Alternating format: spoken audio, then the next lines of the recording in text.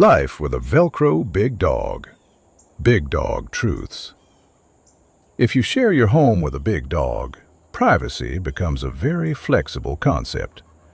Because once a big dog decides you are their person, you will rarely go anywhere alone again. You stand up, they stand up. You walk to the kitchen, suddenly there are very large footsteps behind you. You head down the hallway, those footsteps are still there. Not fast footsteps either.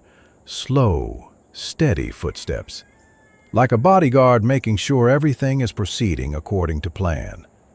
Sometimes they'll follow you and stop a few feet away, watching quietly like they're supervising your daily routine.